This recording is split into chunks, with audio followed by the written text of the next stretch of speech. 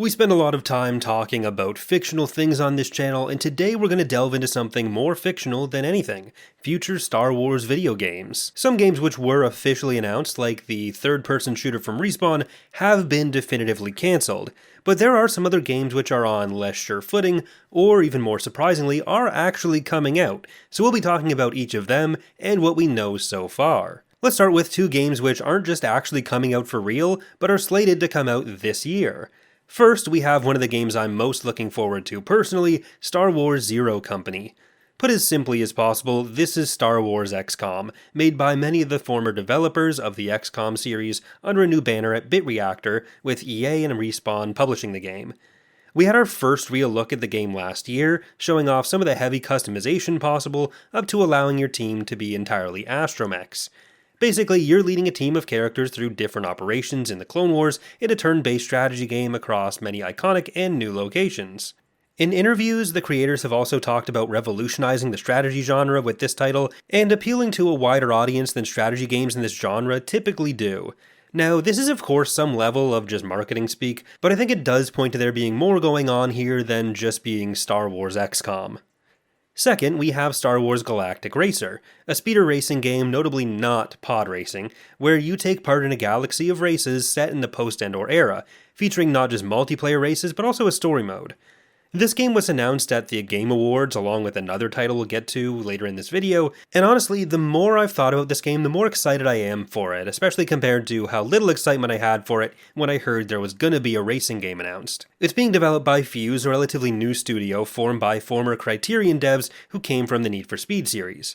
As a more general note, I think there's a lot of room for Star Wars games to cover different genres, so with games theoretically expanding in frequency, I'm glad stuff like a dedicated racing game and a strategy game like Zero Company seem to be back on the table in a way that they weren't before, particularly coming from experienced devs who are passionate about a type of game or a genre of games. And this is part of why I'm becoming more excited for this game.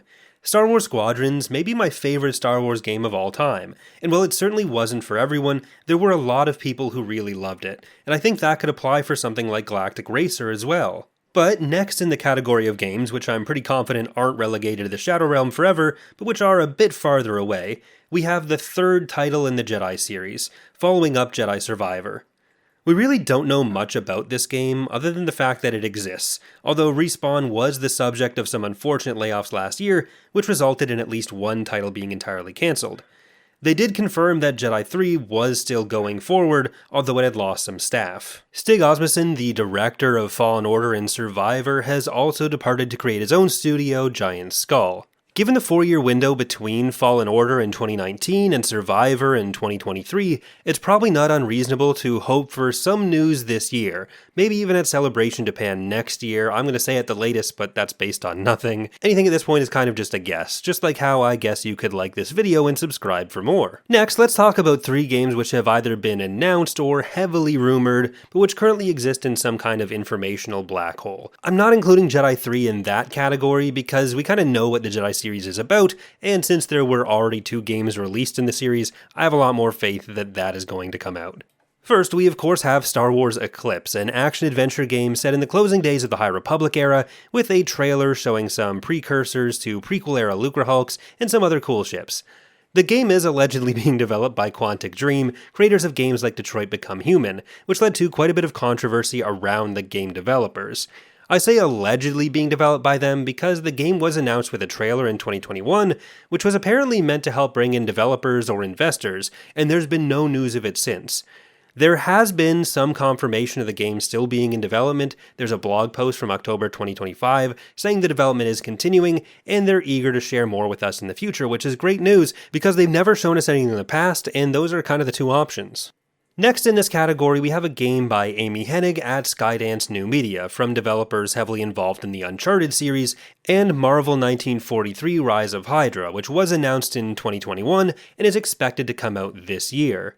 We don't know any details about the Star Wars project, which was announced in 2022, fairly shortly after the Marvel project was announced, But a few years before that, Amy Hennig was involved in Star Wars Project Ragtag, a different game which was shelved before we really knew anything about it. So while I am putting this in the section of the video where the games could easily just be figments of someone's imagination, I'm actually kind of optimistic about this game's chances of existing for a few reasons. The big reason is that the Marvel game was announced shortly before it as the studio's first project, and we know that one exists. With Marvel being under Disney as well, although it's a different branch from Lucasfilm obviously, there's at least a functional working relationship there between Disney and Skydance. I wouldn't be surprised if this is kind of like the Frontiers of Pandora / Star Wars Outlaw situation at Massive and Ubisoft, where you had two games in different large IPs, Avatar and Star Wars, being developed at the same studio, on the same engine, and probably with some very similar DNA. So if that comparison is apt, and I admit it's speculation, we don't know that that's the case, but I think it's a fair assumption. And if the Marvel game does come out this year, I would think we should start getting more information on this game possibly as early as this year as well. If nothing else, I think we can safely assume there has been actual development work done on it. Finally, in this bucket, we have a game which I no longer think exists, a Star Wars project by Creative Assembly.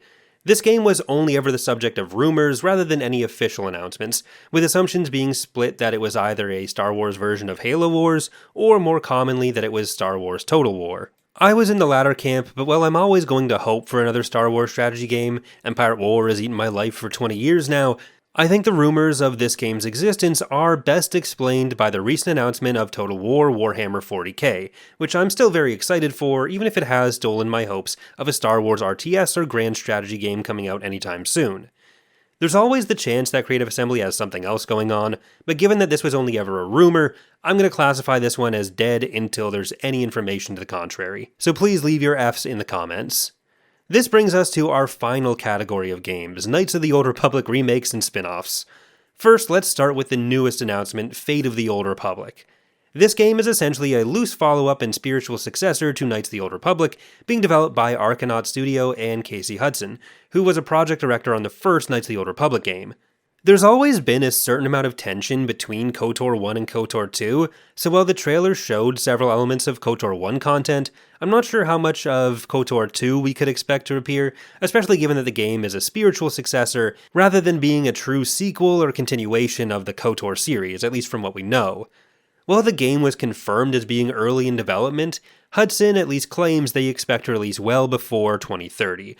I won't hold my breath, but it's definitely a project I'm excited for. Finally, we have the Knights of the Old Republic remake, announced in late 2021 with recent documents from the court cases about the console port of KOTOR 2 by developer Aspyr, confirming that this at least at some point included Project Juliet, which was an additional plan to remake KOTOR 2. This game has had a tumultuous history, to put it mildly.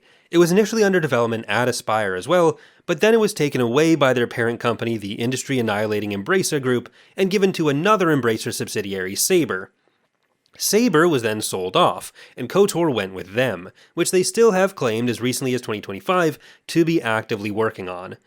To a certain extent, even though the game was announced 4 years ago, I'm kind of considering the development time under Aspyr as a write-off here, so I have a bit more trust in this actually existing someday than Eclipse. Maybe that's an unfair assumption and I'm kind of biased against Quantic Dream for other reasons, but that's at least what my opinion is. But one other thing that we do know is that Fate of the Old Republic is not a replacement for the KOTOR remake. It's not like the KOTOR remake got cancelled and then those assets and everything just went to become Fate of the Old Republic. They are separate projects by separate studios where both studios have said their project is still going forward.